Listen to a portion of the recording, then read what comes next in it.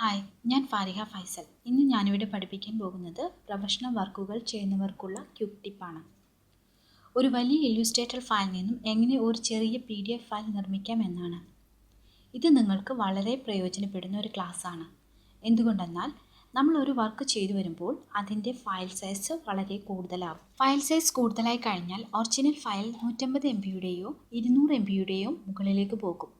അങ്ങനെ വന്നു കഴിഞ്ഞാൽ ഒറിജിനൽ ആർട്ട് വർക്ക് മറ്റൊരാൾക്ക് ഇമെയിൽ അയക്കാനോ ഡ്രോപ്പ് ബോക്സ്, ഗൂഗിൾ ഡ്രൈവ് പോലുള്ള ക്ലൗഡ് സർവീസുകൾ വഴി അപ്ലോഡ് ചെയ്യുവാനോ നിങ്ങൾക്ക് ഒരുപാട് സമയം ചിലവഴിക്കേണ്ടി വരും. അതിനുള്ള ഒരു എളുപ്പവഴിയാണ് ഞാൻ ഇന്നിവിടെ നിങ്ങൾക്ക് പഠിപ്പിക്കുന്നത്. ആദ്യമായി PDF കൺവേർട്ട് ചെയ്യേണ്ട ഇല്ലുസ്ട്രേറ്റർ ഫയൽ മെനു ബാറിലെ ഫയൽ മെനുവിൽ നിന്നും ഓപ്പൺ ക്ലിക്ക് ചെയ്യുകയോ വിൻഡോസിൽ Ctrl+O എന്നും മാക്കിൽ Command+O എന്ന കീബോർഡ് ഷോർട്ട്കട്ട് ഉപയോഗിക്കുകയോ ചെയ്യുക. ഇപ്പോൾ ലഭിച്ച ഈ ബോക്സിൽ നിന്നും നിങ്ങളുടെ ഫയൽ എവിടെയാണോ ഉള്ളത് അവിടെ നിന്നും സെലക്ട് ചെയ്ത് ഓപ്പൺ ബട്ടൺ പ്രസ് ചെയ്യുക. ഇപ്പോൾ നിങ്ങൾ PDF കൺവേർട്ട് ചെയ്യേണ്ട ഫയൽ തുറന്നു കഴിഞ്ഞു. അതിനുശേഷം ഒന്നാമതായി നിങ്ങൾ ചെയ്ത വർക്കിൽ ചിത്രങ്ങൾ ഉൾപ്പെടുത്തിയിട്ടുണ്ടെങ്കിൽ അതിൻ്റെ ലിങ്കുകൾ എല്ലാം എംബഡ് ചെയ്യേണ്ടതായിട്ടുണ്ട്. അതിനായി മെനു ബാറിലെ വിൻഡോ മെനുവിൽ നിന്നും ലിങ്ക്സിൽ ക്ലിക്ക് ചെയ്ത് ലിങ്ക്സ് പാലറ്റ് ഓപ്പൺ ചെയ്യുക. അല്ലെങ്കിൽ ഫ്ലോട്ടിംഗ് പാലറ്റ് ഏരിയയിൽ നിന്നും ഈ ചങ്ങല പോലെ കാണുന്ന ഈ ചിഹ്നത്തിൽ ക്ലിക്ക് ചെയ്തും ലിങ്ക്സ് പാലറ്റ് ഓപ്പൺ ചെയ്യാവുന്നതാണ്. ദാ ഇതുപോലെ വീണ്ടും ക്ലിക്ക് ചെയ്യുകയാണെങ്കിൽ ലിങ്ക് പാലറ്റ് ഹൈഡ് ചെയ്യാവുന്നതുമാണ്. ഇപ്പോൾ ഞാൻ ലിങ്ക് പാലറ്റ് ഇവിടെ നിന്നും ക്ലിക്ക് ചെയ്ത് ഓപ്പൺ ചെയ്യുന്നു. അതിനുശേഷം ലിങ്ക്സ് പാലറ്റിലുള്ള ലിങ്ക് കാണാൻ വേണ്ടി ഞാൻ ലിങ്ക് പാലറ്റ് കുറച്ച് വലുതാക്കുകയാണ്. ദാ ഇതുപോലെ ഡ്രാഗ് ചെയ്യുക. അതിനുശേഷം ലിങ്ക് പാനലുകൾ വലുതായി കാണുന്നതിനു വേണ്ടി ലിങ്ക് പാനലിൻ്റെ വലതുവശത്തായി കാണുന്ന ഈ ആരോയിൽ ക്ലിക്ക് ചെയ്ത് പാനൽ ഓപ്ഷൻ തിരഞ്ഞെടുക്കുക. അതിലെ തംബ്നെയിൽ സൈസിൽ നിന്നും ഏറ്റവും വലിയ സൈസ് തിരഞ്ഞെടുക്കുക. അതിനുശേഷം ഓക്കെ പ്രസ് ചെയ്യുക.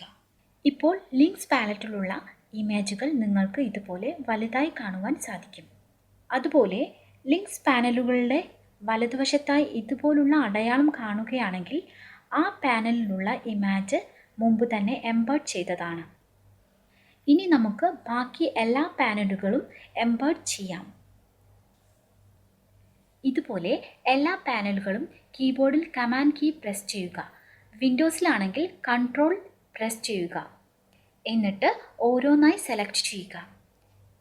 അതിനുശേഷം വലതുവശത്ത് കാണുന്ന ഈ ആരോയിൽ ക്ലിക്ക് ചെയ്ത് എംബഡ് ഇമേജസ് എന്നതിൽ ക്ലിക്ക് ചെയ്ത് കഴിഞ്ഞാൽ ഇതുപോലെ ഫോട്ടോഷോപ്പ് ഇമ്പോർട്ട് ഓപ്ഷൻ എന്ന് പറയുന്ന ഒരു വിൻഡോ ലഭിക്കുന്നതാണ്. കാരണം ഞാനിവിടെ ഫോട്ടോഷോപ്പ് ഫയൽ പ്ലേസ് ചെയ്തിട്ടുണ്ട്, അതുകൊണ്ടാണ്.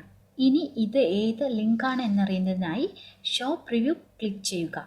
അതിനുശേഷം ഓപ്ഷനിൽ നിന്ന് നിങ്ങൾക്ക് ആവശ്യമായ ഓപ്ഷൻ തിരഞ്ഞെടുക്കാവുന്നതാണ്.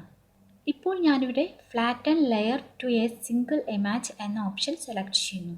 അതിനുശേഷം ഓക്കെ പ്രസ് ചെയ്യുക. നിങ്ങൾ എത്ര ഫോട്ടോഷോപ്പ് ഇമേജ് പ്ലേസ് ചെയ്തിട്ടുണ്ടോ അത്രയും പ്രാവശ്യം ഇത് ആവർത്തിക്കേണ്ടി വരും. അതുപോലെ നിങ്ങൾ പ്ലേസ് ചെയ്തത് JPG ഫയൽ ആണെങ്കിൽ ഈ ഓപ്ഷൻ കാണുകയില്ല. ഇമേജ് ഡയറക്റ്റായി എംബഡ് ആവുന്നതാണ്. എല്ലാ ലിങ്ക് ഇമേജുകളും എംബഡ് ആയി എന്ന ഐക്കൺ ഇവിടെ വലതുവശത്ത് കാണാവുന്നതാണ്. അതായത് എല്ലാ ലിങ്ക് ഫയലുകളും ലിങ്ക് പാത്തിൽ നിന്ന് വേർപെട്ട് അത് ആ ഡോക്യുമെൻറ്റിൻ്റെ ഭാഗമായി തീരുന്നതാണ്. ഇനി രണ്ടാമതായി ചെയ്യേണ്ട കാര്യം എന്തെന്നാൽ നമ്മുടെ ഡോക്യുമെൻറ്റിൽ പല രീതിയിലുള്ള ഫോണ്ടുകൾ ഉപയോഗിച്ചിട്ടുണ്ടാവാം. അതെല്ലാം കൺവേർട്ട് ചെയ്യണം എന്നുള്ളതാണ്. അതിനായി നമ്മൾ ചെയ്യേണ്ടത് ഡോക്യുമെൻറ്റ് മൊത്തത്തിൽ സെലക്ട് ചെയ്യുക. അതിനായി ഞാൻ Command+A എന്ന് കീബോർഡിൽ പ്രസ് ചെയ്യുന്നു. വിൻഡോസിലാണെങ്കിൽ Ctrl+A എന്ന് പ്രസ് ചെയ്യുക. ഇപ്പോൾ ഇതുപോലെ ഈ ഡോക്യുമെൻറ്റിലെ ആർട്ട് വർക്ക് മൊത്തത്തിൽ സെലക്ട് ആയത് കാണാൻ സാധിക്കും. അതിനുശേഷം മെനു ബാറിലെ ടൈപ്പ് മെനുവിലെ ക്രിയേറ്റ് ഔട്ട്ലൈൻസ് എന്നതിൽ ക്ലിക്ക് ചെയ്യുക. അല്ലെങ്കിൽ കീബോർഡിൽ Command+Shift+O എന്നും വിൻഡോസിൽ Ctrl+Shift+O എന്ന ഷോർട്ട്കട്ട് ഉപയോഗിക്കുകയോ ചെയ്യാം. അപ്പോൾ നിങ്ങളുടെ ഡോക്യുമെൻറ്റിലുള്ള എല്ലാ ഫോണ്ടുകളും ഇതുപോലെ ഔട്ട്ലൈൻ ആയത് കാണുവാൻ സാധിക്കും.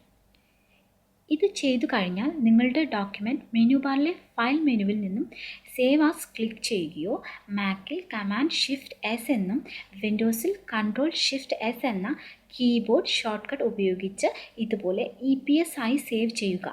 അതിനുശേഷം ഓക്കെ പ്രസ് ചെയ്യുക. മുകളിൽ പറഞ്ഞ 2 ഓപ്ഷനുകളായ എംബഡ് ഇമേജും ക്രിയേറ്റ് ഔട്ട്ലൈൻസും ചെയ്തു കഴിഞ്ഞാൽ ഫയൽ സൈസ് കൂടുന്നതാണ്. അത് ഞാനിപ്പോൾ ഇവിടെ കാണിക്കാം.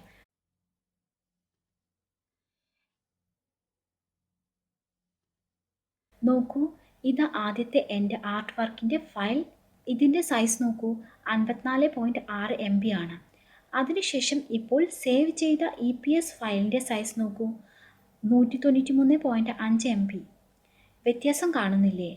അതാണ് ഞാൻ ആദ്യം പറഞ്ഞത്, സൈസ് കൂടുമെന്ന്.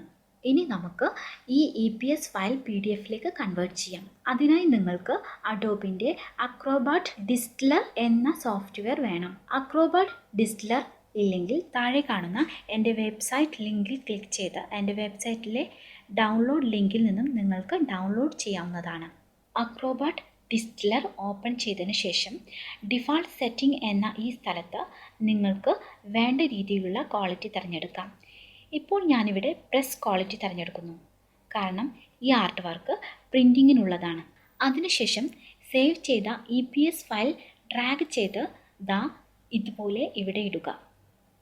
അപ്പോൾ ഇതുപോലെ ഓട്ടോമാറ്റിക്കായി ഇവിടെ PDF ഫയൽ ക്രിയേറ്റ് ആവുന്നതാണ്. ഇനി നമുക്ക് PDF ഫയലിൻ്റെ ഫയൽ സൈസ് നോക്കാം. നോക്കൂ, എത്രമാത്രം വ്യത്യാസമുണ്ട്. വെറും 9 MB മാത്രം. ഇനി ഈ ഫയൽ നിങ്ങൾക്ക് വളരെ വേഗത്തിൽ ഇമെയിൽ അയക്കാനും അപ്ലോഡ് ചെയ്യുവാനും സാധിക്കും. ഇന്നത്തെ ക്ലാസ് എല്ലാവർക്കും ഇഷ്ടപ്പെട്ടു എന്ന് വിചാരിക്കുന്നു. എൻ്റെ ഫ്യൂച്ചർ വീഡിയോകൾ ലഭിക്കുന്നതിനായി എൻ്റെ യൂട്യൂബ് ചാനൽ സബ്സ്ക്രൈബ് ചെയ്യുക.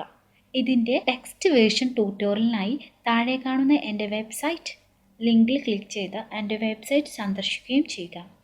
വീണ്ടും അടുത്ത ക്ലാസ്സിൽ കാണാം. Thank you for watching. See you next time. This is Fariha Faisal.